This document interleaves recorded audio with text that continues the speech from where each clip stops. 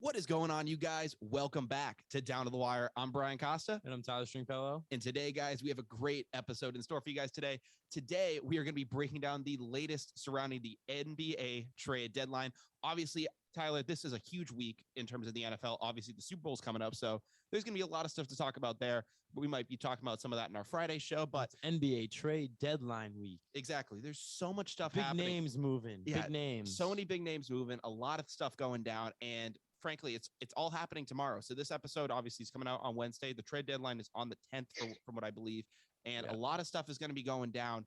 So there's a lot of potential guys that could get flipped within the next. James Harden, Ben Simmons, Jaylen Brown has been thrown in there. You never know. We're going to talk about it all in this episode. There's a lot of potential things that could happen. A lot of names that could be wearing new jerseys in the next couple of days. Mm-hmm. So it's big names. And I know we haven't talked about NBA in a while, so I am glad to get back into it. And with getting back into it, I kind of wanted to get a guy on the show, Tyler, who really knows his way around the league, kind of knows his stuff.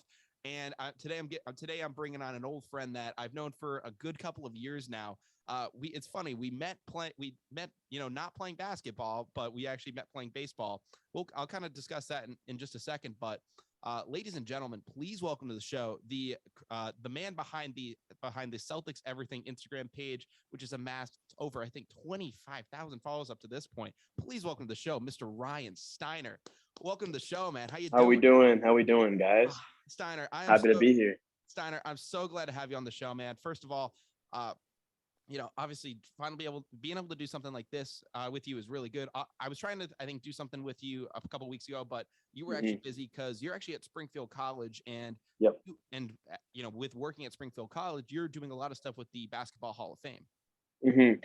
Yeah, so pretty much since Springfield College invented basketball, like James Naismith invented it, the Hall of Fame does the Hoop Hall Classic every year here.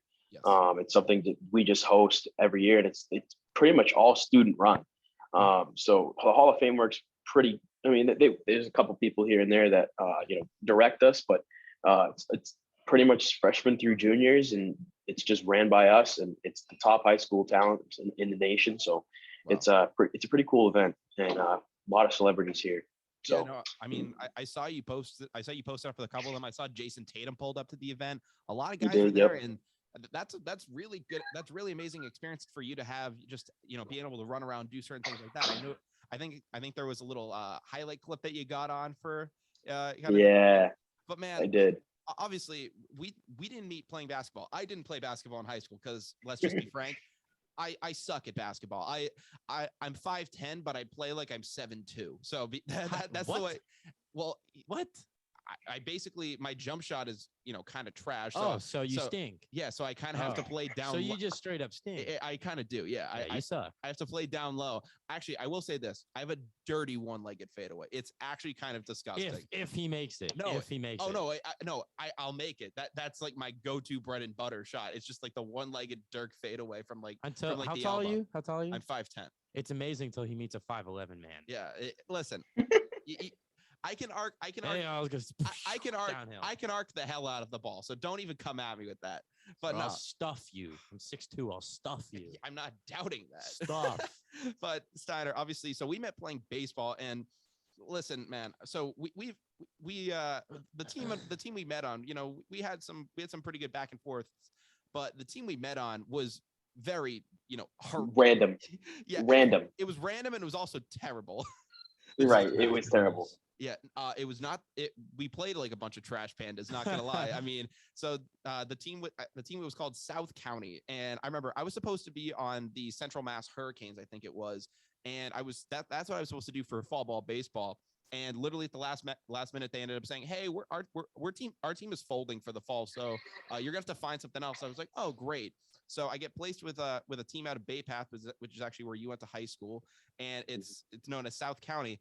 And I remember pulling up and I'm just like, oh, like I'm like, usually you're on a new team, you're going to get some new uniforms. I remember it felt like Little League because they're handing us literally T-shirts and hats with the Velcro straps out of a box. I was like, while like Tyler, I'm a junior in high school at this point. I'm trying to like make the jump to varsity. I'm like, oh, you got to be kidding me. I'm like, this is going to be bad. Oh, and, no. Steiner, do you remember my dad had to coach that team? Yes, I do.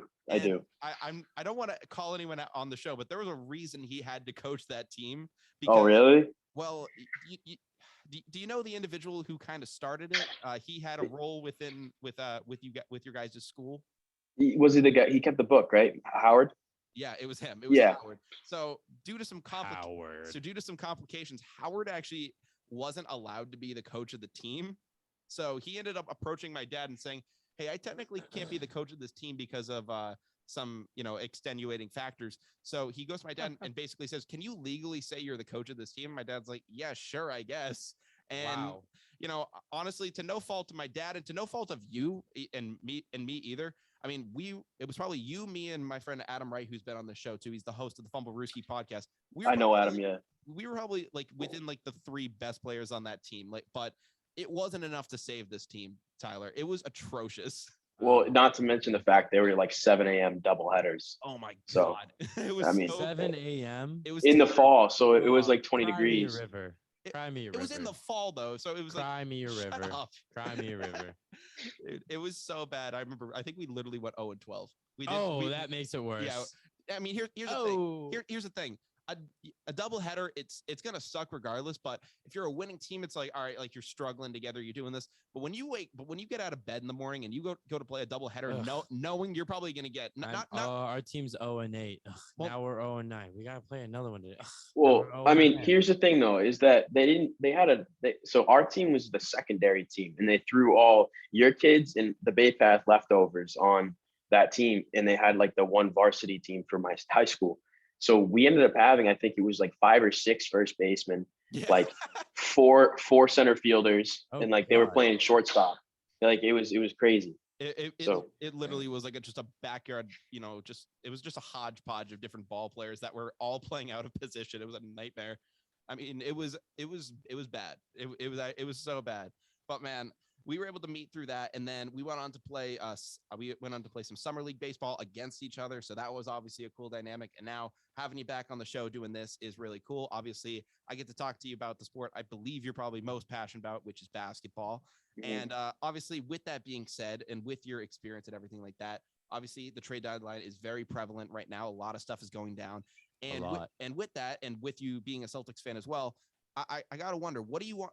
What are your thoughts on the Celtics at this deadline? Obviously, the past couple of deadlines when we had Danny Ainge at the helm, we were very stagnant. We didn't do a lot of crazy moves. I mean, the last big thing that we did was getting Isaiah Thomas, which at the time really wasn't. We didn't really give up a ton for IT when we did it.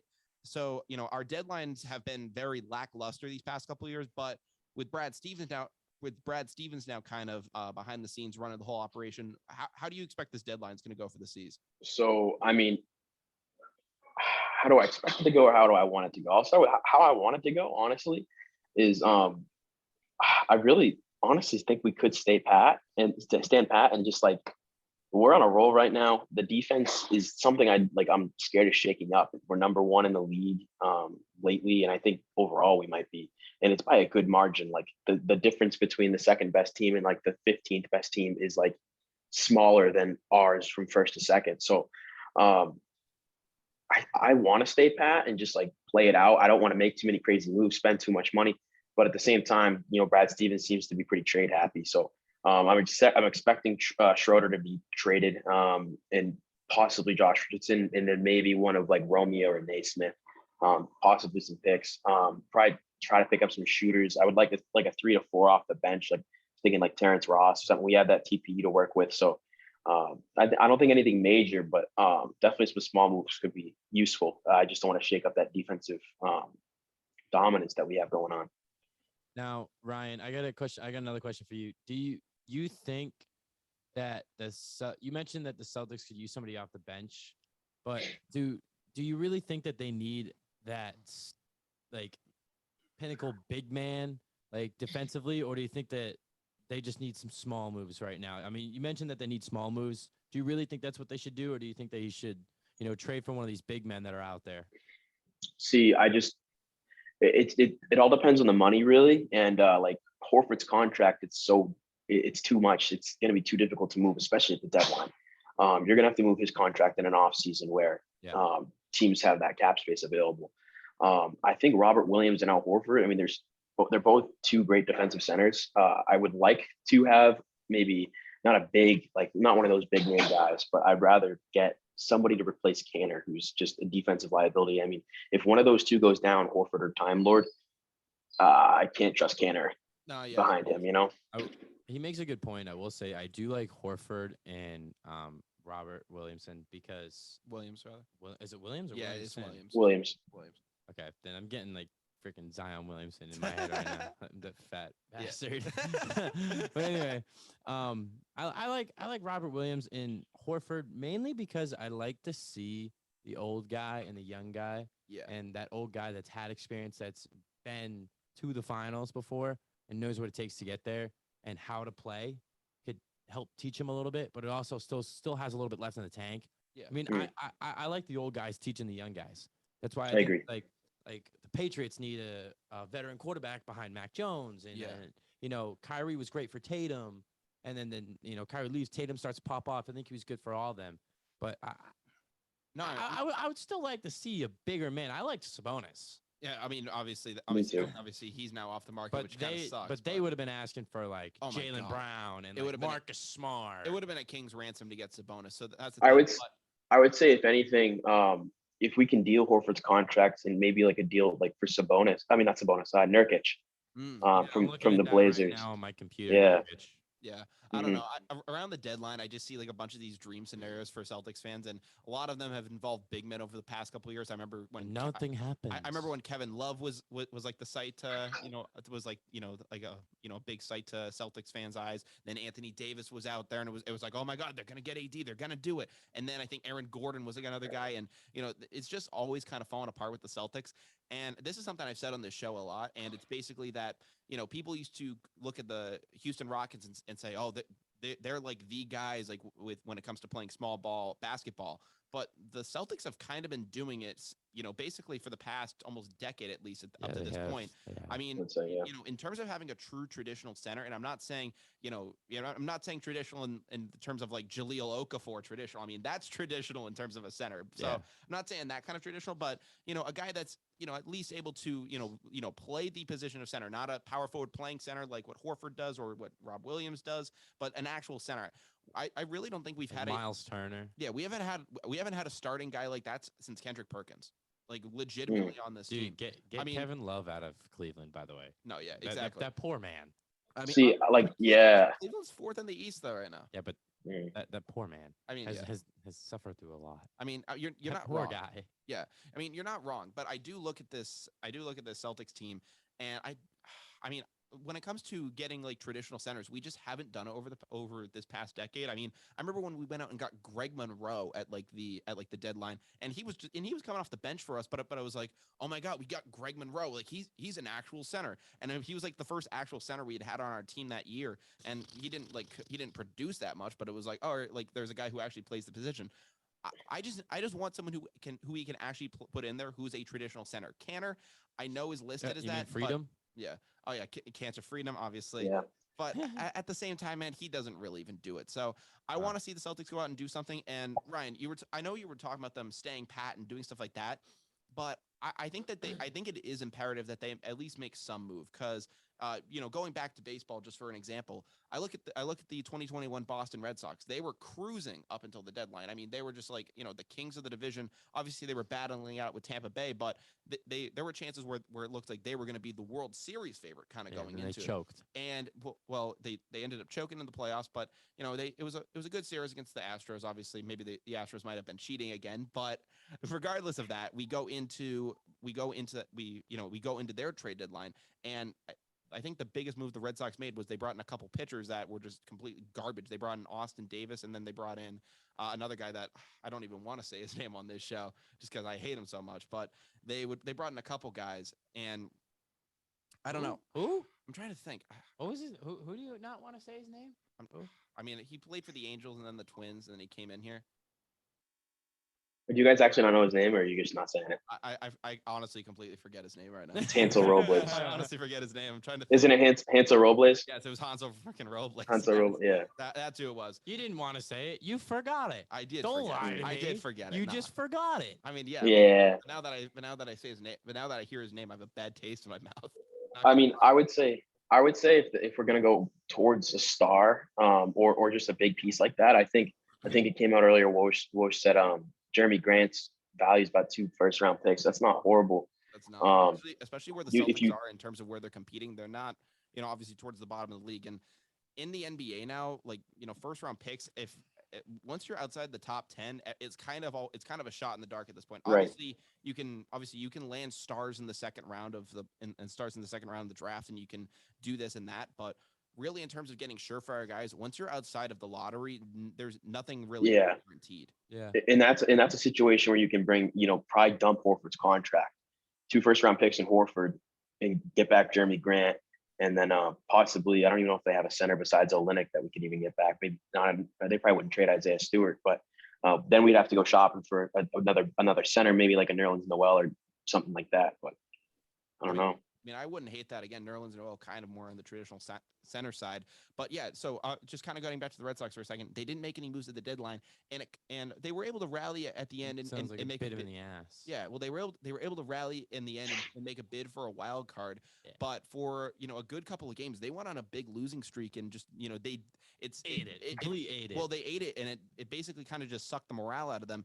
And with the Celtics team, they're on a 6-game win streak. I think they're 4.5 games back of first. They're in striking distance, and they could make a run to really, make things interesting. I think they're currently out of the play-in, which is nice, but they're trying to get within striking distance of, moving up and doing things like that.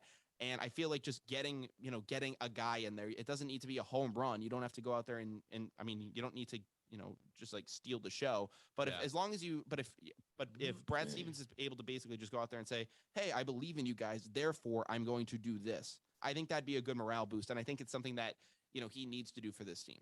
Dude, I'm looking at like scenario trades right now. Yeah. And for the Celtics, and one of them is Christian Wood Mm. in exchange for Boston Celtics first round pick in 2023 and a 2022 second round pick. And then I like that. Nurkic as well for a first round pick. I really would like Nurkic. That actually would be really sick. Nurkic for a Boston Celtics first round pick. And then the other one, now this one's interesting. I see another one for like Malcolm Brogdon that the Celtics could be interested in because they got Tyrese Halliburton. Yeah, but he can't. Brogdon's contract doesn't allow him to be traded till after the trade deadline. So yeah, he can't be dealt to the offseason. That's true. Well, they still got his eyes on him, apparently. Yeah. And then there's another one. The Celtics trade with the Kings. Celtics get Marvin Bagley and Rashawn Holmes. And the Kings get Josh Richardson and the Celtics first round pick. I love that one. I got to be honest. I love it. Bagley's not worth a first round pick. No, I don't think so. I still love it. That trade's how? Because I mean, Bagley was consistent playing time was like a 14-7 guy, and then Holmes is just a beast on the board. He's a great defensive backup, and I mean Josh Richardson. I personally like he's cool, but like I feel like he's super inconsistent. Yeah, he's cool. He has 2 points or 0 points, and then he'll have 25. Like it's nothing else. And if you move him, it gives room for Romeo or Naismith to just get some more minutes, and then you get that power forward and those couple power forward centers that we were just talking about. Filling the gaps.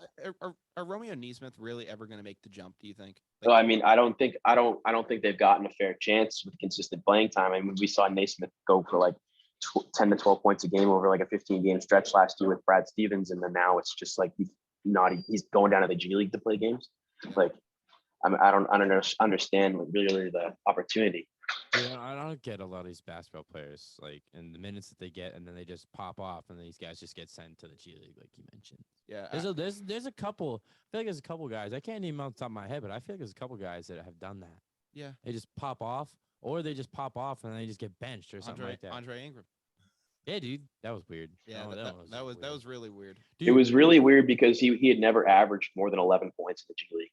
Yeah, and then he gets pulled up and he dropped like 30. I remember one game. Yeah, something like that. Something like that. 23. He like went off one game. He was above 20 points, Yeah, which is really good considering he came from the G League and it just started. Yeah, and it was like ridiculous. I remember it was like literally revolutionary, like what he was doing. Yeah, it was weird. But Ryan, do you really think that Jaylen Brown wants out? Wants out. I mean, I'm reading that these guys they're winning. They're starting to win. and they're starting to play very good basketball. And it seems like the Celtics are starting to make a statement where it's like, don't break up this team just yet. Yeah. But basically we're gonna turn it around. Do you really think that Jaylen Brown wants out now or in the offseason, or do you think there's just a chance at all he could want out, or if it's just false? I don't think so, and especially after his comment with, I don't know if you guys saw it about the All-Star game. Somebody asked him, what about like Jason Tatum, like Jason making it and you not, and he said Jason can hold it down for the both of us and stuff like that. That's my brother. That's what brothers do, or something like that. I mean, maybe if Tatum wasn't there, like maybe that's maybe, but I mean, he's locked into his contract. I can't see a reason why he'd want out. Yeah. Dude, some of these this All-Star game is like weird. James Harden should not have made it. I got to be honest. James Harden should not have made the All-Star game. I don't know why Wiggins is starting either, but that's a whole different topic. A whole different. I have thing. no idea why that is happening. Dude, Wiggins has been playing well. Wiggins deserved to make the All-Star game. I'm not saying he should have been an All-Star, but starting? No, he deserved to make an All-Star game, but not a starter. That's what I'm saying. Listen, I'm not saying like he had. I'm not saying like he's a starter and LaMelo didn't even get in. Yeah. How does LaMelo's been popping off? Well, LaMelo got in on Durant being out, but LaMelo should have been in there anyway. Yeah. But obviously they're different conferences, but like you get my point. Yeah, no, I just like for starters, I know it's by position, but that just doesn't make sense because then you have Luka and Booker off the bench. Really? Yeah. Luka under Wiggins? Booker's been popping off this year. The Suns have one of the best records in the league. Yeah. Mm-hmm. I mean, it's ridiculous. But so the whole thing with Jaylen Brown is that Steve Bulpett, I believe he writes, I think, for Heavy.com. He basically said that Brown would look to possibly push for a trade this summer, and he basically said that it's not essentially a trade request, but he said it's more of a trade prequest, which basically he wanted to frame it as Brown essentially wants to get the Celtics on notice because he thinks, for the past couple of years now, obviously Jason Tatum's still very young, and so is Brown. Like they're still very young in their career. How old are these Brown? guys? I think is 25. Tatum, I believe, is 23. I mean, Brown 2 more years and Brown's starting to get into his prime. So yeah, we got to start. So soon. But that's a crazy thing though. These guys aren't even really in their prime yet, which is nuts to think about just because of how long they've been playing here. It seems like these guys have been here forever. Yeah, I mean, and they aren't even in their prime, which is like the actually crazy thing about it. Like they haven't even hit their peak yet, and at least we think. But I look at it is kind of a weird situation too, where maybe they did get here a little early, and because they didn't. Unfortunately, the whole Kyrie thing was so toxic. It really just kind of spoiled the whole situation. They were really never able to get, I think, good veteran leadership behind them. They kind of just had the toxicness of They had Kyrie. toxic leadership, but they had a little veteran presence. I think that's really boosted Tatum and Brown to a little bit of a next level. But still, it's helped with their game on the court. But I'm talking about with their emotion, with being able to handle things emotionally. Gordon Hayward. Yeah, well, that's Gordon Hayward and Al Horford while he was still here before he left. No, again, it was good for them. Yeah, they were able to provide good stuff there. But they needed somebody different. Yeah, Kyrie. Fuck that. Sorry, I don't care. No, fuck that guy. Yeah. I hate him.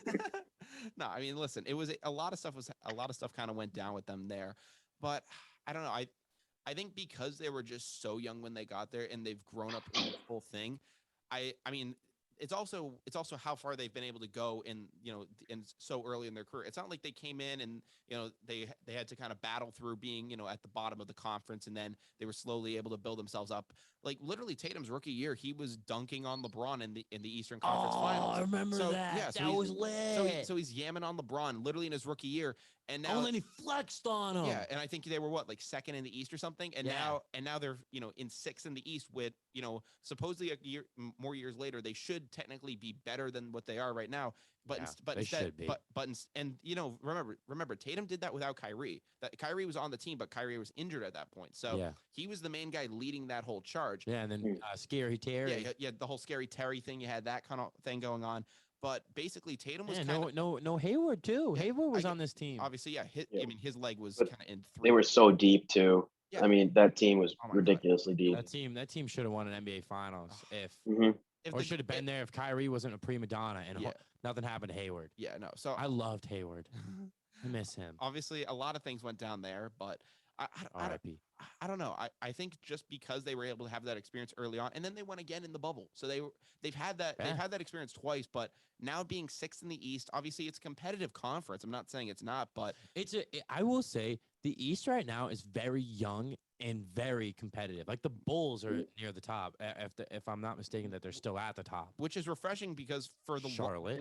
it's refreshing too because for the longest time the East was just a dumpster fire, and, Right. Look up the standings literally real quick. it was literally the top three. It was basically the I think top three it's teams, and then you had teams with just you had multiple right. teams losing records making the playoffs. Yeah, here we go. I think it was You got Miami at the top, and then Milwaukee. Chicago. Milwaukee's Oh, going to no. be at the top no matter what. Yeah, Then you got Chicago, Cleveland, the Sixers, Toronto, the Boston, Brooklyn, Charlotte, Atlanta, and these Wow. these records are pretty close. And you got Washington sitting 11, the Knicks sitting at 12, and they're not far behind.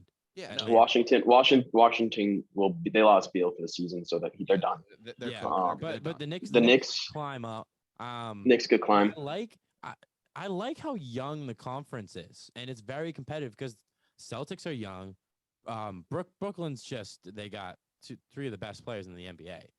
Charlotte's really young. Atlanta's young. Toronto's a little young. Sixers just have Embiid. The Cleveland Cavs are really young. The Chicago Bulls just signed the right people, and I love that team. Lonzo Ball, I love and fits right there, but it's competitive, and I don't know if the Celtics can be able to they got some stiff competition. No, absolutely. Yeah. No, I will say about that Steve Bulpett report is that it kind of does scare me a little bit, just because I've been following Steve a long time, and I mean his sources are very accurate. He was the first one to break the Al Horford leaving the Philadelphia thing, all that stuff. So it does concern me a little bit that he's saying that. However, it seems like a stretch. But at the same time, though, he said it's a prequest, not that. I mean, things can be mended from the way he was wording it, and like we were saying, if the Celtics are to go out tomorrow and get guys to basically say, "Hey, we believe in this team. We're going to make moves that can help us win more down the stretch." Yeah. Then I think that could sway Brown and basically say, "Hey, like this team, like this organization believes in us, and they believe in me, and they believe in Jason, and maybe we can work this thing out." I think that's honestly why I think the deadline is really important tomorrow, because I think a lot of precedents could be set, and Jaylen Brown could look at it and basically go, all right, like this team is willing to win and move forward. For a while, just sit down with Jaylen Brown. Yeah. That's what they need. Yeah, obviously they were making moves and they've been signing big guys, but to go out there and make a trade, that's a statement. And when you do stuff like that, that's not you just flexing your cap dollars and doing certain things like that. When you go out and you actually make a trade for a guy, it shows that you're willing right now to step up to the plate and try to go for it. Which I think for Jaylen Brown, knowing obviously he knows he's still young, he knows that there's a lot of his career left to go. But if he knows he's with an organization that's willing to pull the trigger on something like that, then I think he'll really appreciate that and probably, be more comfortable with staying here. Yeah. But one guy that I think isn't going to be comfortable staying anywhere, possibly anytime soon, though, is Mr. James Harden over in Brooklyn. I hate him. I hate Ben Simmons. And whoop-de-doo, those two could get swapped. I love that so much, that the most toxic guys in the league could actually be swapped for one Let's another. throw Kyrie Irving in there too. Honestly, yeah. I mean, he's not able to play in Brooklyn anyway. Let's just throw the biggest divas in the NBA in a big trade. Dude, the Nets are just divas. Westbrook in there. Dude, you can't forget Durant and him leaving for Golden State. I mean, you have the biggest divas on Brooklyn right now. It's incredible. It's a reality show. I don't think Durant the fact that it's blowing up the way it is so Durant. funny. I don't think Durant's a diva.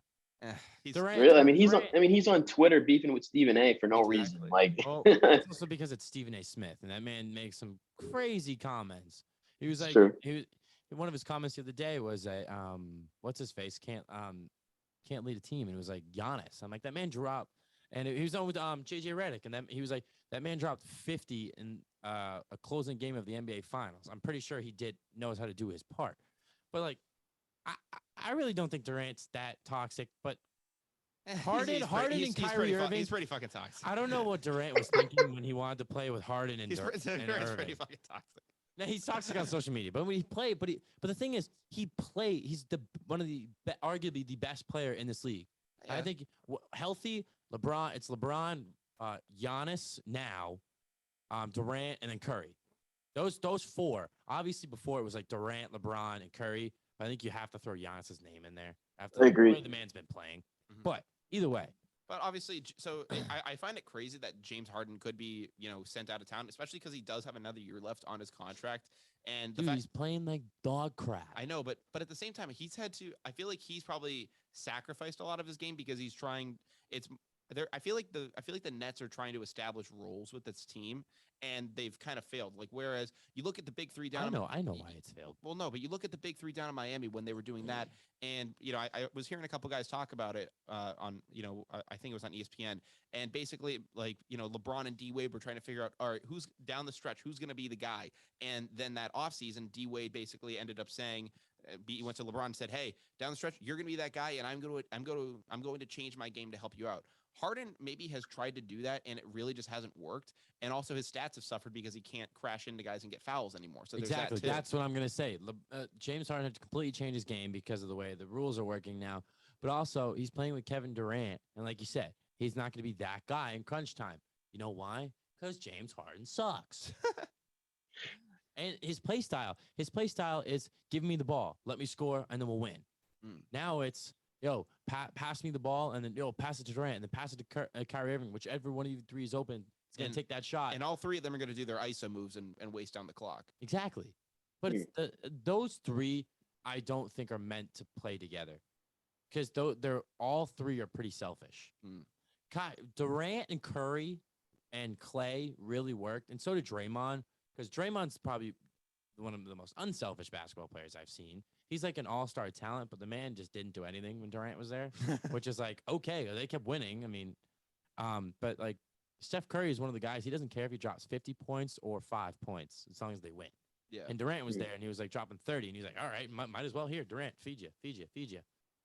James Harden's not going to do that. Not yet. James Harden has too big of an ego, and so is Kyrie Irving. Mm-hmm. When Kyrie Irving's on the floor, yeah, I mean, you're not wrong, but so obviously there is the potential that Ben and him could get swapped. But I guess Daryl. And then there's another diva. Well, yeah, Ben Simmons ain't gonna solve anything. Yeah, It's gonna make problems worse. But I don't even know where that's gonna go because this whole thing seems like a stalemate because I guess Daryl Morey ended up calling Sean Marks and basically said, "Hey, so what's the deal on James?" And Sean Marks goes, "James who?" Because they have James Johnson, they have James Harden, and apparently Morey ended up saying, "Oh, James Harden," and Marks was like, "No, I'm not doing that." Yeah, but they're also asking a very high price for James Harden. Well, they're asking. I saw something that was they're asking a king's ransom for Ben Simmons. It's absurd what they're asking for him. Yeah, but I saw something for James Harden. It was It like is Ben Simmons, like 2 first-round picks. It's ludicrous what they're asking for Ben Simmons at this point. Listen, I'm not saying that Ben Simmons isn't talented, but he's garbage. I think that he's They're both garbage. Ben Simmons is wildly overrated in terms of completely. That man should not have made an All-Star game when he did. He shouldn't have. Never. Right. Never. What are your thoughts on the whole situation, Ryan? I was talking in a group chat today. I didn't understand this trade Harden agenda. I didn't even understand why it was coming up. Like why are the Nets going to trade their big three? They're just injured right now, and Kyrie can't play like home games and stuff like that. Yeah. And their record together, I think, is they've only played like 16 games, but they're 13-3 together. And it's just like, I don't know. It just doesn't make sense to me right now, especially when you have a whole year left. You could do this next year at the deadline. Well, you could do it. There are talks too that this is basically a giant game of chicken, and it basically could line up a deal for this summer. That's something a lot of people are talking about too, because I don't think that you would do a deal for these guys next year because you would only have half a year of James Harden. I don't think that Philly would want to do that. They already tried that with Jimmy Butler, and that didn't really work out for them. So I think, that's right. They had Jimmy Butler. So I think if they want to go get a guy, they want to get a guy probably for a full season and get their money's worth with a guy like that. I don't think they would have that situation with Ben Simmons. Vietnam flashback from Jimmy Butler. I will say that like Daryl Morey, it was brought up to me in a conversation. He always, will scrape just to hold players until he gets, he over advertises them until he actually gets somebody to overpay for him. Yeah. So I think eventually someone's going to overpay. Well, Daryl Morey literally said that if he had to, because of how disgruntled he was with Ben Simmons, he would literally wait 4 years and would wait for his contract to expire rather than not get what he thinks is worth for him. Well, I mean, they're not paying him, so. Yeah, so there is that. But at the same time, I don't know. Ben Simmons just has always just pissed me off as a player because, and I said this on a show, and I actually have a clip of up on my Instagram about this.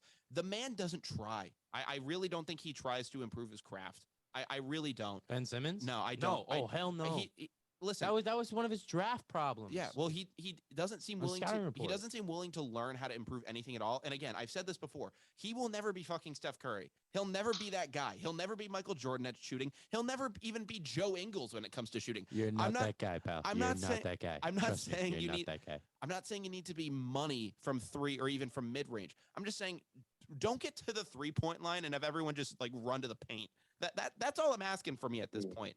Just have it to be to the point where, you know, the guys don't know whether if you're going to pass it to them out in the open, they're going to put it up. I said it on a previous show. I said, listen, I think Marcus Smart shoots it a little too much sometimes, but at least I know that there's the chance that he could knock it down, and slight chance. And defenders at least have to be weary of, and you know, they see him out alone beyond 3. They have to be like, oh shoot, I actually have to go over and cover that guy. Whereas they look over, they see Ben Simmons, and they go, yeah, and they don't even like, I don't want to deal with you. They don't even bother guarding him because I remember somebody brought up that point with like Giannis, but the problem is Giannis plays bully ball, and he's huge, and he'll just bully you in the paint. But even Ben Simmons can't do that. But even Giannis is getting a jump shot now. Exactly. Giannis wants to work. Ben Simmons will not work, and that was problem in a scouting report. Ben Simmons is a lazy piece of shit. I'm sorry. No, that was. I'm pretty sure if you look up a scouting report, it was like lazy. Yeah. And it isn't coachable. Well, no, a guy I've had on the show before, Brett Lauren, he hosts the Too Tall Sports podcast. He literally pulled up his LSU profile, and he literally said, yeah, lacks a work ethic, has problems with coaches, doesn't want to do this. And I'm an LSU fan, so that's exactly right. So. Yeah. And it literally is verbatim what we saw with Ben Simmons. It's disgusting. I hate it so much. What a loser. Because, I don't know, I mean, not only should he have never been the rookie of the year, rookie of the year. I mean, also, it was his second year. Right. Yeah. Also, if you're going to send this clown to Brooklyn, how the hell is that going to be any better than James Harden? I at least see sending one clown and getting another clown. But I at least see James Harden, and I see a guy who can at least shoot the basketball. I mean, I know that Durant and Kyrie can do that too, but there's at least a way where I can see that work. I mean, from what I can tell, Ben Simmons is essentially a 6'10" point guard, and you know, a traditional point guard because he can't shoot it whatsoever. Right. So I'm just like, you have Kyrie. Like, what are you gonna do? You gonna put him out at shooting guard? Like, what's the deal with it? All right, here we go. I got a little take right here. Okay, go ahead. So when I see Ben Simmons, I think Lonzo Ball, but hear me out. So Lonzo's been working on a shot, and Lonzo can hit a shot in the clutch time. I personally think now he can. Yeah, before he could. Well, before he was inverting himself and doing this crazy shot that his dad approved of. Yeah, but now he's learned. He's one of the best overall point guards, I think, at the position. And I think he's up there because he's smart. He'll pass the ball, but he knows where to pass the ball. I respect that. So I think that Ben Simmons needs to learn that, but he won't. Lonzo Ball doesn't care. He'll go 0 shots, 0 points, but he'll have like 25 assists, to Zach LaVine and then all the other guys. DeMar DeRozan, he'd be passing that ball. And then Ben Simmons can do that. Ben Simmons is smart enough to do that. He has those skills, but his ego is getting in the way.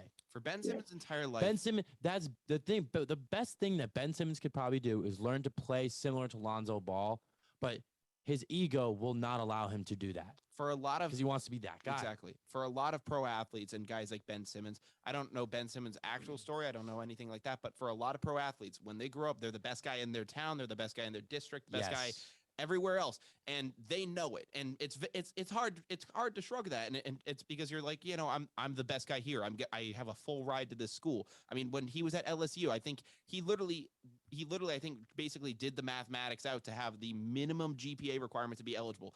I think like the minimum GPA is like, I mean, what is it, like a 1.9 or something? Oh, to be NCAA eligible? Yeah, no, it's like a 1.7. Yeah, Ben Simmons, like you have to try to get a 1.7. Ben Simmons literally did that because he would just never show up to class. He would show up to the amount of classes that he legally needed to keep that GPA and stay eligible. And then once the season was over, he stopped going to class entirely. Yeah, he didn't and he just went to the gym. And honestly, I get that with the way the one and done rules. I'm not faulting him for that, but there should be just no one and done rule at this point. Yeah, I mean it's kind of a joke, but at the same time, you would think a guy like that would be willing to put in the work and do stuff like that. But instead, it's just him, sticking his nose in the air and basically just going, oh, you know what? Because I've been the best for so long, what do I need to improve on my game? I've been able to get to this level and be so great with this. And I'm not saying Ben Simmons isn't a above average and good basketball player. Obviously he is, or otherwise he wouldn't have gotten the contract he got. But he would have been drafted first overall. Yeah, wouldn't have been. Yeah, but when it comes to this though, I mean, yeah, exactly. He wouldn't have been drafted first overall. Mm-hmm. I mean, he has tremendous talent, but he refuses to improve upon it. Exactly. It's just what it pisses you off because again, There's so much talent. Well, again here because 5'10", play like a 7-footer because I have to, and I just don't have that ability. And I look at this guy who's literally built like a Greek god, and literally he doesn't care. Yeah, and he's just lazy about it. And I'm just like, dude, you just feel cheated because you see a guy just built like that and who has tremendous intangibles and stuff like that, and size, and athletic ability, and it just feels so wasted. Wasted talent. I see that in swimming. Yeah. Wait, you see people that are built like Michael Phelps, the broad shoulders, the big arm length, the just built, and then they just don't care, and you're like, well, why? And again, you see Ben Simmons, why? Yeah. I don't know, Ryan. Ryan, what do you think of Ben Simmons? Ben Simmons. I mean, I think you made a perfect comparison earlier because I used to compare the two of Lonzo and Ben Simmons. The type of players that, like, regardless of if they can score or not, they're useful. Same thing with like Draymond Green. But he just doesn't have it. No. He's not willing to work. I mean, like, obviously mental health issues are a big thing, but for him to come out and just like blame everything on mental health and just say, I'm not going to play because of mental health. Like, we know it's not because of mental health. Like, you just don't want to play. I know somebody like that. They keep that. I know people blame problems on mental health. I'm like, no, dude, like that's not it. I mean, but at the same time, though, but that's not it. Let me just say, first of all, obviously mental health, very serious. Very serious. Believe me, I think it's a huge thing, but you can't go blaming your problems on just that. Yeah. And I think that's what Ben Simmons is probably making a joke of mental health. Yeah. That's what people that do that. That's what I'm disappointed in. I laughed at it when he said it. I mean, I thought it was just like that's kind of crazy. It just didn't seem like, I don't know, but it didn't seem plausible. It seems very disingenuous, especially knowing people who have dealt with that kind of stuff. Just, I don't know. It just feels very disingenuous coming from him. Oh, believe me, you see athletes that suffer through massive, like, family losses and stuff like that. The amount of like the toll that could take that you have to take on mentally is amazing. Like, it's huge. And then you see these guys just making a joke of it. And what's he complaining about? Because he doesn't get the ball enough. Probably. Oh, my mental health. No, dude, you don't get the ball, so you go in the corner and you cry. Yeah. Sorry. Yeah, but if I'm a millionaire and making all this money and playing basketball, and like, it for me, like, mental health is fixed by going and getting to the gym and just like shooting around and playing your favorite game.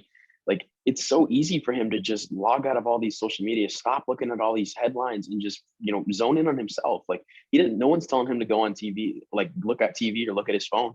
He's doing this himself. He's seeing what the media is saying about him, and I think from that standpoint, yeah, it could be mentally taxing. But just delete Twitter, like, or just, I don't know. Yeah. No, you can't sit here and complain about it if you don't do anything to help it. Yeah. I will not sit here and listen to somebody complain about it if people have given you opportunities to help it and to fix it and to help you through it, and you're just like, nah, dude, like, I'm sorry, I'm not doing that. Mm-hmm. And then it just gets worse. You can't do that. That's just digging a hole. Wait, did you see the thing about Doc Rivers? Did you see the movie Holes? Digging a hole. What about with him and Rich Paul, or what? No, the one where he wanted to, I forget exactly what it was, but Ben Simmons wanted Doc to come see him play somewhere over the summer or sometimes recently, and Doc wanted to come, and he kept calling him and texting him, and Simmons just kept ignoring him. And then they got into a fight, and now it comes out that Ben wanted him to play, and he's pissed off at Doc Rivers for it. Like, it's just so bipolar, and like, what you really expect him to come after you ignored all his calls? Like, that makes no sense. You can't ignore your head coach. no matter how much you hate him, you cannot ignore your head coach. Yeah, no, You play can't. for him. It is the cardinal sin, and it sucks because I mean, listen, I've known people that have had atrocious head coaches. I mean, luckily I've been blessed with a lot of good ones, but even I've had my fair share. I've had a couple really bad coaches, but it's your head yeah, coach. exactly. You have to respect I've them. been blessed, luckily, with many great coaches, but I've known a couple bad ones where it just really soured me too. I'm not gonna lie, that where you just see them do things and you think it's wrong, but at the same time, it's it The being right practices, and you're like, what is that? yeah, exactly. But being able to rise above that is what good players are able to do, and being able to understand that. So I don't know. There's a lot of things going on with him. I I don't see how the hell how it would work in Brooklyn. I really just don't think it'd be a fit. I think that you got to figure out something else for him. I don't see the idea of him going to Portland being an option, but at the same time, Portland just made a huge deal as well because they ended up just trading CJ McCollum to the New Orleans Pelicans. I like that trade. Absolutely. I like that trade. You know why? Why? I'll give you my 2 cents real quick. I'll go first. Go ahead. We'll go around the Go ahead, horn. go ahead. I like CJ McCollum. I like the New Orleans Pelicans right now. I think this could work. You got CJ McCollum is a solid stud shooter, and he was always in the shadow of Damian Lillard, and now you got him on the New Orleans Pelicans. So I think that could be his team. You got Brandon Ingram still down there, and you got Zion Williamson if he decides to lose a couple pounds. But I think those two could work. Those three could really work. Yeah. That starting lineup stacked. No, I saw some. I can't remember what their starting lineup. It was It's Devontae Graham, CJ McCollum, Brandon Ingram, Zion Williamson, Jonas Valanciunas. That's a Jonas great Valanciunas. starting five. That's the other one. That team is set up to play in the playoffs at least. I don't know if they can win, but they have the ability to be in the playoffs. And I really think that Zion Williamson is holding that team back right now. Yeah. Hmm. I mean, Personally, because that's a huge piece. You saw that man when that man was playing. That man was averaging like 28 points per game, do you remember? and nobody would even noticed it. Nobody even dared to glance at him. Yeah, I remember. No one was talking about it. I saw this man drops like 35 points, and no one even talks about. You see, LeBron drops 29. LeBron dropped 29. LeBron drops. Dude, Zion just dropped 35, and he's like 19. Yeah. Like what the hell? And But now, he's fat. but now he has kind of put on a couple pounds, and he really just hasn't been able to be that guy as of late.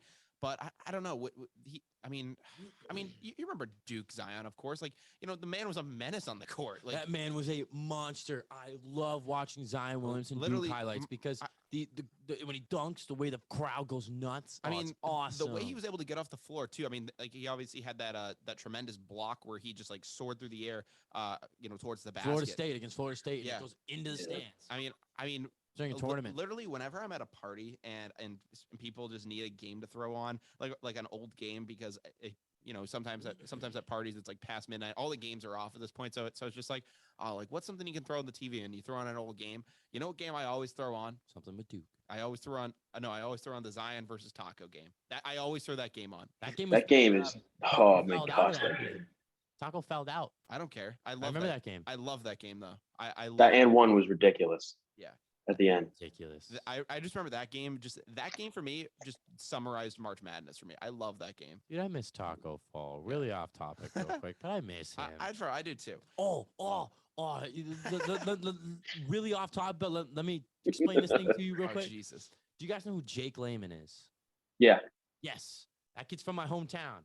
Okay. Mm-hmm. And he's from Who does he play for? Timberwolves. Oh, he's shoot. a solid. I think he's a solid bench player. If you need him to come in and make a couple shots, he really can. Mm-hmm. He's pretty solid. He's probably gonna bounce around the league for maybe like 5 more years at most. He'll bounce around a little bit, but either way, he plays for the Timberwolves. And during like last year when COVID was really rampant. The poster. Oh. He put Taco Fall on a poster again while he was on the Celtics. Yeah.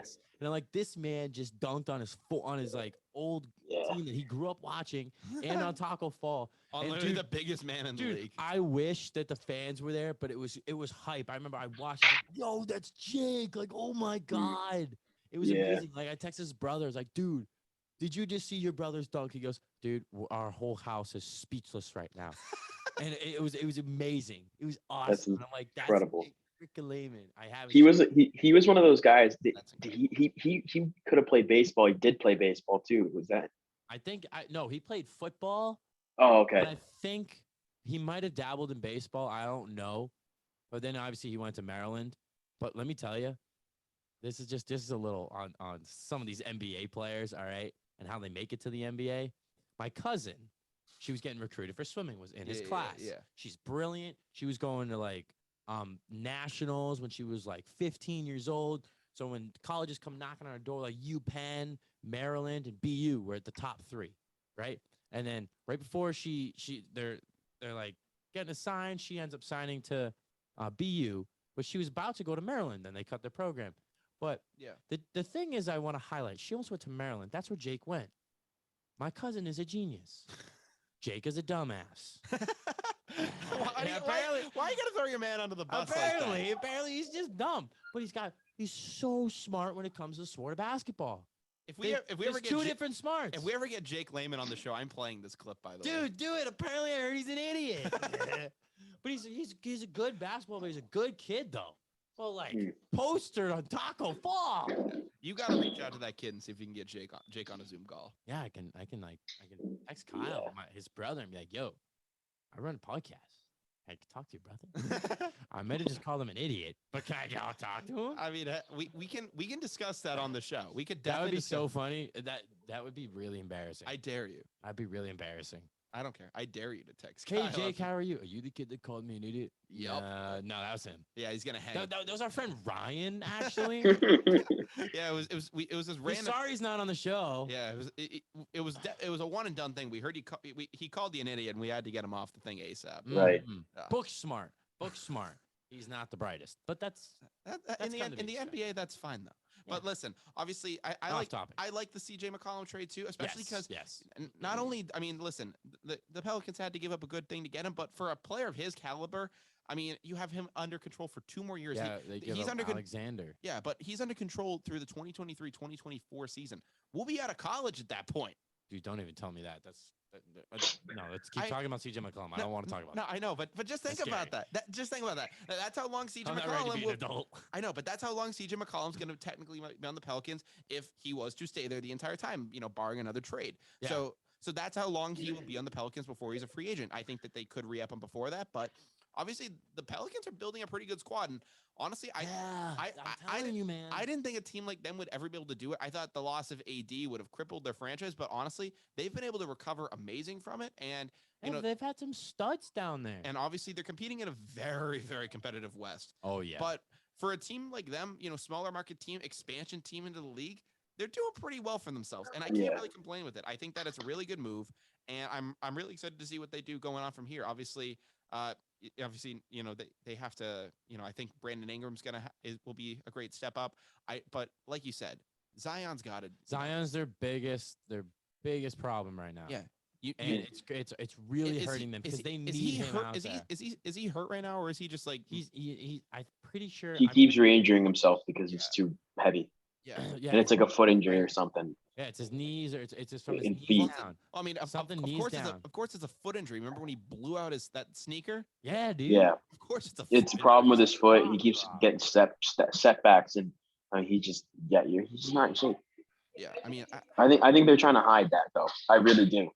Yeah, I think they're trying to hide some of the pictures that have come out of him. Yeah, I don't know how true they are. Some are Photoshop though, and other ones he's wearing baggy clothing, so that does. You can't really tell him baggy clothes. Yeah. I mean, but at the same time, I mean, I don't know, Zion, like just hit the treadmill, just run some laps around the court. Stay away from McDonald's, bro. Yeah, exactly, bro. I mean, listen, Popeyes, whatever you got down there in Louisiana. That is the problem though. You're in Louisiana. You got some great food. Crawfish, eat some crawfish. But you're in Louisiana. You got some good food in Louisiana. That's dangerous. No, you don't. It's dangerous. I've heard you really don't. What? Yeah. No. Is this thing on? Did you not hear me? Louisiana stinks. If you're inebriated enough, I think a lot of things will taste good down there. Yeah, a lot of food. But you're right. I mean, Zion Williamson is a freakish athlete. Yeah. He's built like a linebacker when he's healthy, but he needs to stay on a certain weight. The man came in the league at like what, 290? Did he? He was almost like 300 pounds. He was pretty damn close to 200 pounds. But he wasn't that at Duke though. I'm pretty sure he was. I don't think he was at Duke. And I'm pretty sure Ryan might be looking it up. I'm looking at it right now myself.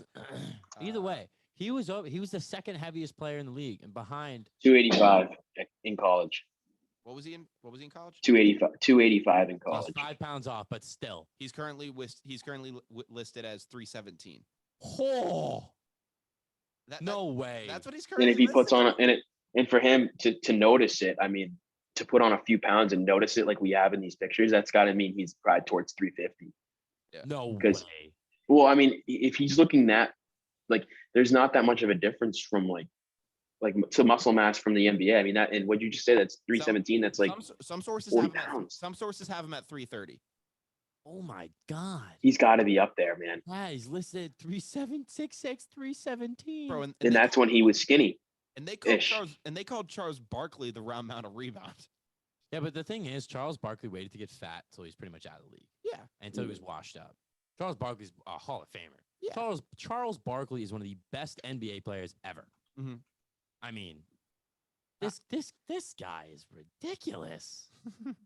Yeah, going into 2021, they had his roster weight at 284.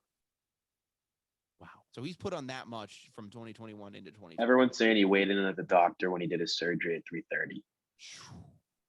That is nuts. And if he put on any more right now, he could be closer to 340, 350, like I said. Oh my God. Let's search Zion Williamson weight. See what pops up. I mean, there's a couple of weights popping up. I mean, it's Charles Barkley offers Zion Williamson some harsh advice. If it tastes good, spit it out. I'm pretty sure we all saw that one. I mean that's true. But you look at Shaq.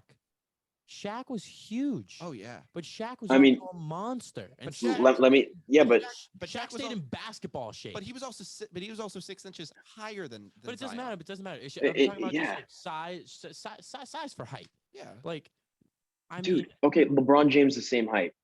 I have LeBron James's weight right in front of me. What do you think it is? I'm gonna go 220, 224. Oh, it's gonna be more than that. LeBron's 250. Yeah, I was about to say. And I think, and I think Zion looks a lot heavier than LeBron. Yes. So that's scary. Mm-hmm. Yeah. But like I said, Shaq and Charles Barkley both played very big, but they were also able to keep their agility up, their shooting up. They were able to stay healthy. So it didn't run into a problem until they started to get really, really old, and they started to gain a couple pounds because they couldn't play as well. And then they finally retire, and they both someone took an air pump to both of them. Yeah. Blew them up. But that's also them enjoying their retirement, which I don't blame them. Yeah, I mean, they're just enjoying their retirement. But Who cares? But you earned that. I mean, exactly. You have two of the best players in NBA history. You've earned that. Zion is our age. He's 21 years old. That's so crazy. And he is, and you know, I mean, I can't even imagine being 300 pounds at 21 years old. I got to be honest. The amount that I eat right now, because I'm a swimmer, what's gonna happen when I stop? I might blow up. You might. I could. Like, I'm scared. Yeah. I'm good to look like Zion Williamson. Yeah. I mean, so Zion, if he weighed in at 130 when he comes back, I'm looking at this list right now. You mean 330? He would be tied for fourth all time with heaviest player ever. What's the heaviest ever? Oliver Miller, 375. Oh my goodness. Yeah. Shaq was second, 360. That's like a boulder jumping. How do you do that? It's remarkable. I don't even know how you do that. I don't know how you do it either, but obviously he's going to be a guy that's going to, be holding him up, holding that team up. Yeah, I mean, holding that team up from true potential. Physically holding them back. Yeah, from true potential. I mean, all he has to do is kind of just lay down and he'll be holding them back for a while. So he has to get some things right there. Yep. But obviously, another big move that went down, just yesterday was Domantas Sabonis was traded to the Kings. Yep. That was a big deal as well. Tyrese Halliburton is going to Indiana. So that's a good pickup for them. I mean, did you hear though that apparently Tyrese Halliburton was crying? Yeah, actually, I just deal. saw that. After they told him that he wasn't going to get traded. Yeah. And then he gets traded. That's dirty. I mean, listen, I Who know does that. It's a business, and I understand that it's a business. Yeah, but then don't go tell him that he's not going to get traded. I mean, did you see? I don't want to go off topic again, but you you see Josh Hart was at the Pelicans game last night. Yes. After he got traded, like in the stands, like front row, like supporting a team that traded him hours before. Like these two people that love their organizations just got flipped. Like. Yeah. It's crazy. No, it's a brutal league. But I mean, aren't there some people that have gotten traded mid-game? It doesn't happen as much in the NBA. It happens a lot actually in the MLB. I've seen somebody get traded. Apparently, somebody got traded right before. I remember that. I forget who it was, man. Oh man. Or like It could. was it Harrison Barnes? Yeah. Was it? I think it might have been Harrison Barnes.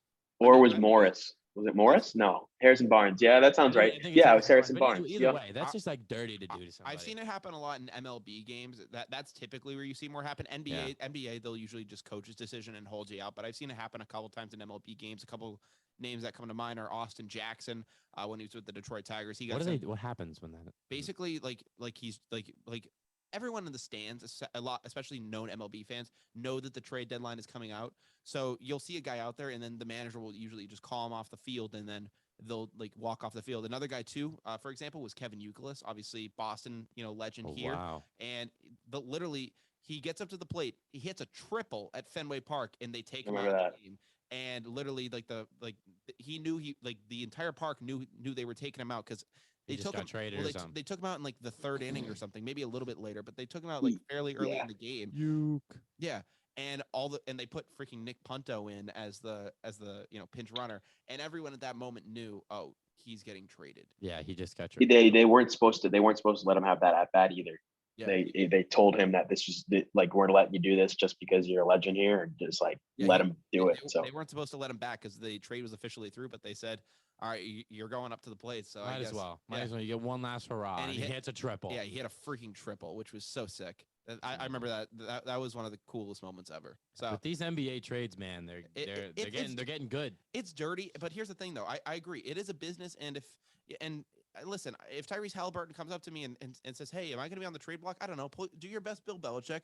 Throw your hoodie up and just say, I don't know. We're going to do what's best for the part of the team and do that. Like, I don't know. Figure something out like that. Don't Seattle. Guaranteeing a guy that he's not going to be traded is just so dirty. I hate that. I mean, especially a young guy like that's actually really promising. And apparently, he's like one of the few guys that actually liked being with the Sacramento Kings. Believe it or not. Yeah, man. Who the hell wants to be with the Kings, dude? There's some players who get attached to the front office, get attached to a coach, get attached to an owner. Yeah, but the Kings are a nightmare. Dude, I've seen, especially in like the NFL, I've seen people get attached to the Tennessee Titans owner. It's a woman. And they get attached to her because she's a sweetheart, apparently. Julio Jones is one of the players that's already gotten really attached to her. It's like, you hate to see it. And it's like, it's just rough sometimes, but it also is a business. So it's like. But hey, that trade though, I like it for the Kings, dude. I really do. I've heard a lot of Kings fans though, like up in arms about it. Like, did you see the Kings Reddit? They literally, apparently their Reddit page literally posted, "Welcome to basketball hell."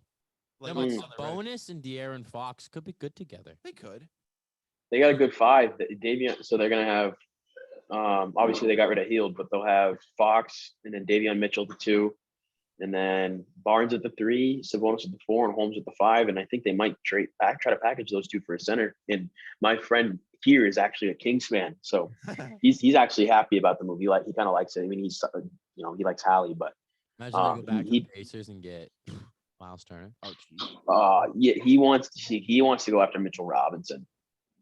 He's Holmes. He's very young, very talented. But I don't know if the Knicks will get rid of him. He's very young. They're gonna blow it up soon, man. The Knicks. I think Randall's gone tomorrow. So really? You think Julius is gone tomorrow? Way gone. Way gone. Where do you see my roommate's a Knicks fan? R.I.P. Where do you see him? I have no idea, but I cannot see him sticking out the rest of the season with the Knicks. Wow. And if he does, it's going to be soon where he'll be just like sitting down and not playing at all. Like if he stays. To a contender. He's going to go to a contender that's looking for an extra piece. And I'm trying to think. Like the Brooklyn Nets. I'm trying to think of a team that's maybe right there, and one team that comes to mind is Atlanta. I don't know. I don't know if Atlanta. Call for Collins.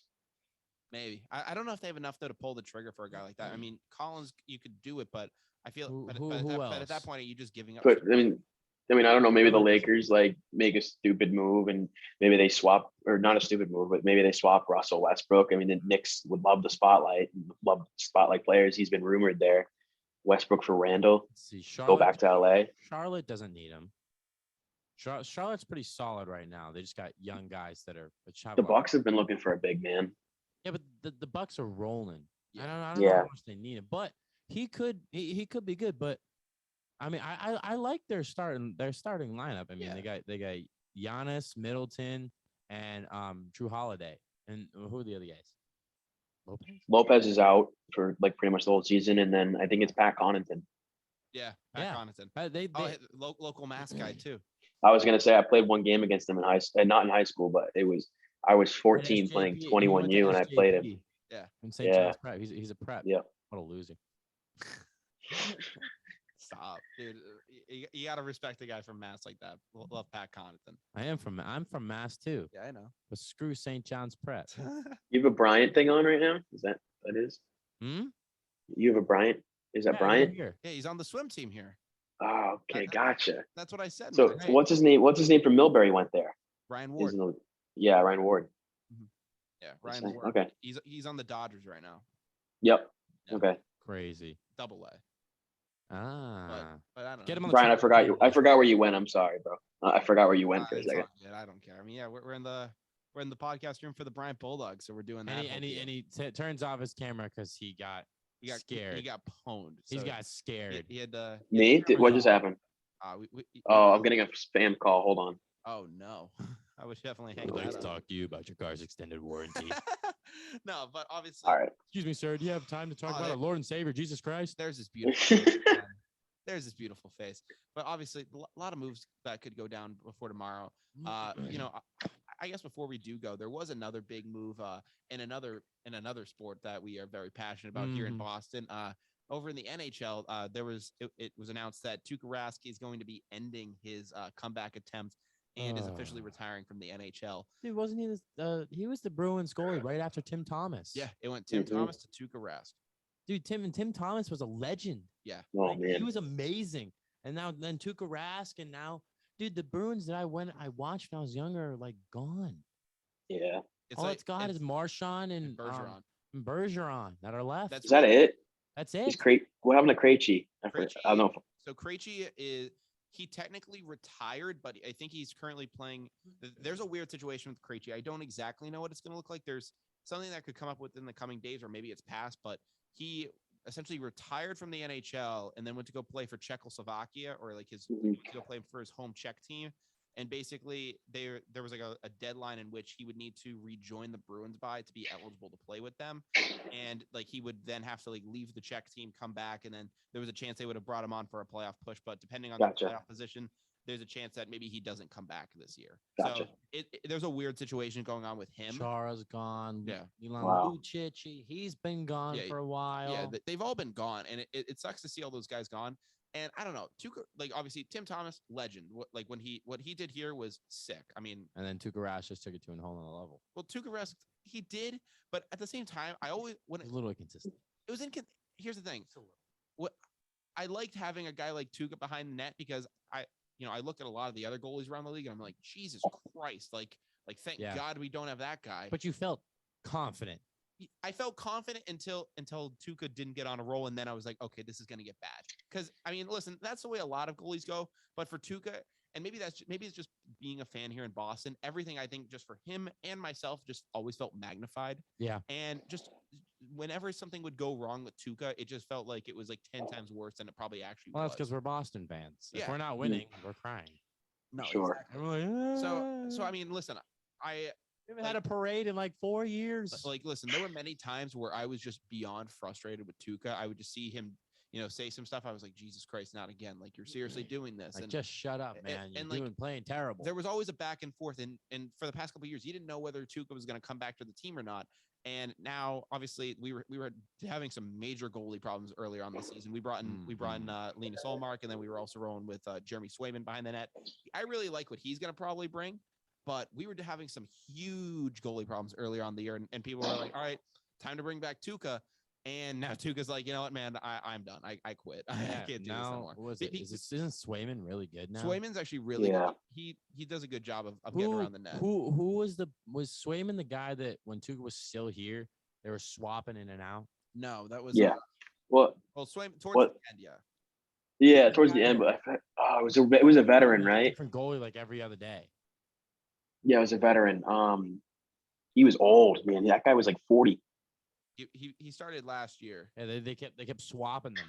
I remember that. Yeah. Like, so and so starting today. Oh, so and so starting today, but so and so's on the bench. I know his name too. I need to find it. That actually frustrates me right now. I'm not good with hockey names. Yaro Halak. Yeah, Yeah, Halak. it was Halak. I couldn't remember for a second, but yeah, it was Was Yaro. it him and Swayman or him and Rask? It was him and Rask, and then Swayman came in towards the end. Oh, okay. Yeah, and then Halak pretty much like he was so old. He was old. I think he went somewhere else. So yeah. So Halak left, and then Swayman was going to be like the backup guy this year, and then was going to split time with Omar. Omar got brought in on, I think it was a 4-year, $20 million deal, which for a goalie is a pretty good price. Yeah. And we brought him in from Buffalo, and he allowed a lot of goals against him in Buffalo, but we paid him the price we did because Buffalo is literally a dumpster fire of a hockey team. It's basically like playing with a bunch of like toddlers out there. So the Bruins idea of bringing in Omar was basically, like this guy, yeah, he was getting like lit up all the time, but he played with a shit show of a franchise, so we should give him a shot here. Wow. And basically they basically said, well, if we have our team in front of him who's pretty solid defensively, then he's not going to be put in as many uncomfortable situations. But even he's had struggles. So it's been kind of a big back and forth. Again, Tuukka Rask, man. No, exactly. I'm gonna miss you. There were things that it's only 34. Yeah, exactly. There were things that frustrated me with Rask, but I'm going to miss at least like knowing like it. We had one of the best goalies in the league still there, and it was better knowing like where your flaws were than having something kind of pop up all of a sudden. Yeah. At least with Rask, you could see a pattern of something starting where with one of these guys, it could just happen, out of the blue, which can scare me. But now I think he had a good time here. I think he's done. Yeah. He's done. But Ryan, you have any final thoughts on Tuukka Rask before we take off? No, I just can't believe he's 34 years old. That's crazy. I thought he was a lot older than that.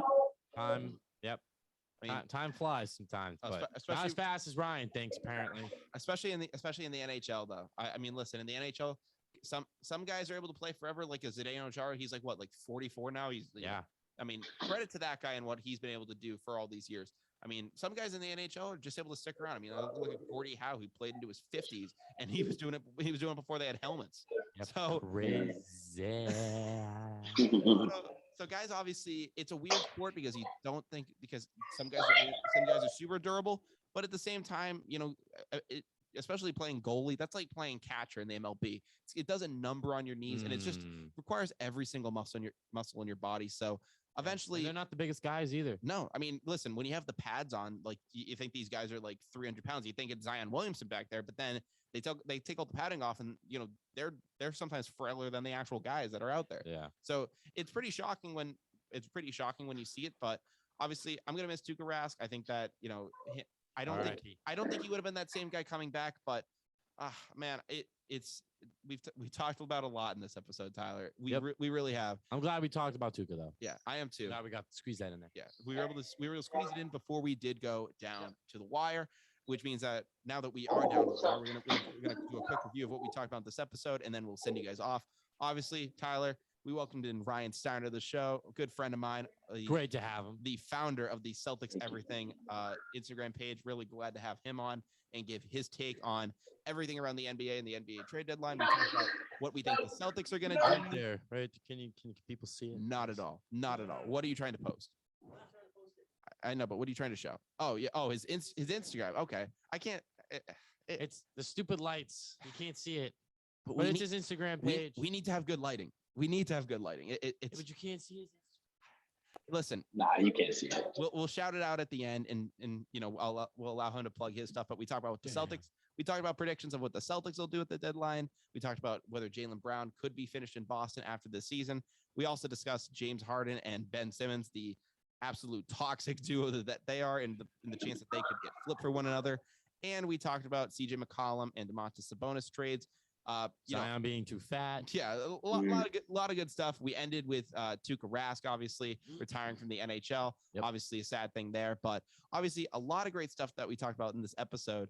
And before we do go, obviously you got to plug the page, got to do all that stuff. So if you're not falling down the wire at this point, what are you doing, man? Come on. What the hell are you doing? Come on. Listen, we are available everywhere you guys can find Get there.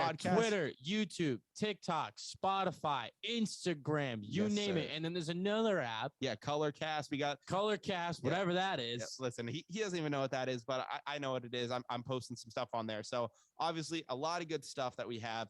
And if you follow, subscribe, do it, listen, come on. yeah, you got to do it. Come on. So listen, if you want to do it, and you want to stay up to date for anything regarding the show, you can follow us on our Instagram. You can follow that at down.to-the-wire. Again, at down.to-the-wire. Thank you guys so much for listening. Ryan, before you go, do you want to shout out some of your stuff as well? I mean, nah, you guys kind of got it covered. Just my Instagram, man. That's all I got. Yeah. So, I mean, obviously, go follow Celtics Everything on Instagram. Celtics Everything on Instagram has 25.7 followers on Instagram. So if you're looking for that, that's the Instagram to follow. It says Celtics fan page in the bio. You guys got it. All right. Thank you guys so much for listening. We'll be back on Friday for another show. Thank you guys again. We really appreciate everything you guys do.